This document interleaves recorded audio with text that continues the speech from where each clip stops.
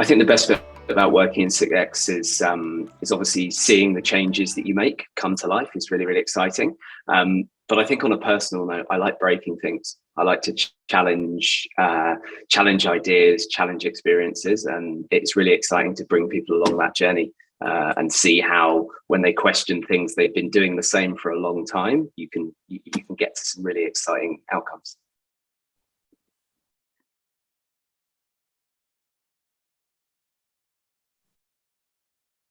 I think interesting. I'm not sure that they ever change. I think customers' expectations are always, okay, cool, but what else? And so I think it sort of draws into that sort of surprise and delight element where if you've managed to reduce an experience down to 2 clicks as a user, as a customer, I'm like, brilliant, make it 1 click. And then it's make it no clicks. And then it's how can you predict that I'm going to want this thing and give it to me before I ask you for it? And so I think that's the challenge and the fun of CX is that it's never finished. The expectations are always wherever they were last year, a little bit more. So yeah, I think that's great. Tom, shut up and listen. And I've received that piece of advice from numerous different sources at numerous different times in my life. But every time it's probably been valid. And as somebody who likes to talk quite a lot, I think it maybe resonates more with me than perhaps people who talk less. But it's just listening to the people, listening to the situation, listening to everything. I think is just the most important place to derive insights.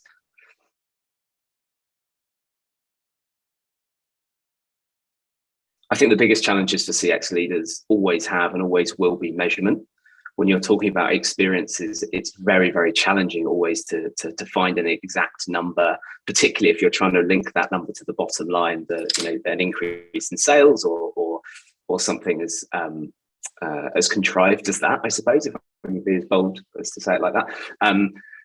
I just think it's always going to be the challenge, but CX maintains its importance when you speak to real people one-to-one and they talk about their experience. I think it exudes from them, but it's very difficult to bottle that. And so I think that's always going to be the challenge for any CX leader is getting funding for your amazing idea without having a really tight one-to-one connection between the outcome, beyond saying it's going to be amazing and everyone's going to love it. Doesn't always work, unfortunately. So I've got a number of active projects that are really, really exciting. One of which is a complete revamp of our call center. So in terms of the avenues that we're able to connect with our customers on, our students on, that's going to open up. And that's going to open up in a brand new way. I think it's going to be really interesting to see both from an internal side how we try and utilize that, but also from a user side. How do they respond to suddenly be given an extra channel to communicate on? And I think there's going to be some great learnings for both sides on that. So that's a really exciting change for us. What I'm going to cover is how to cheat your way to amazing CX success. And I think what I mean by that is the implementation of things like service design methodology gives you access to insights perhaps you didn't think you had. And any change needs to be driven by insights. And I think we've got a great example of how you can get to them and how you can make those tangible changes, as well as what you need to do to get your project over the line by bending the rules.